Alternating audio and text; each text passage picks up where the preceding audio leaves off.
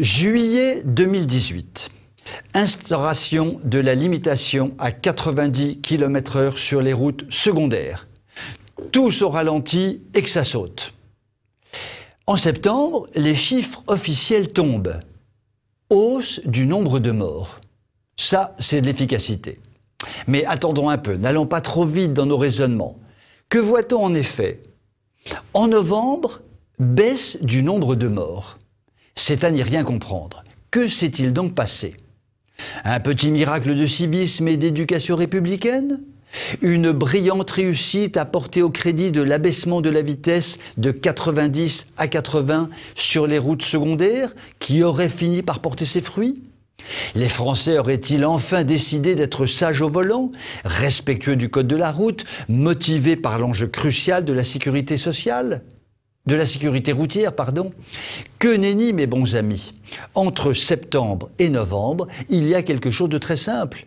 La mise hors service, pour cause de vandalisme, de plus de la moitié des radars de France. La baisse des morts sur la route, peut-être un fruit finalement inattendu du mouvement des Gilets jaunes.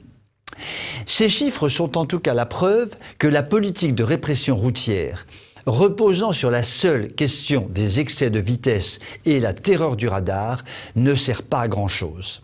D'ailleurs, Christophe Castaner l'a reconnu lui-même.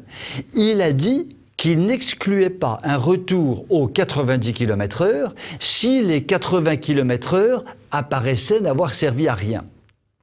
Cette remise à 90 km/h se ferait bien sûr aux frais du contribuable, car il faudrait remettre les panneaux 90 en circuit, à condition qu'ils n'aient pas été détruits.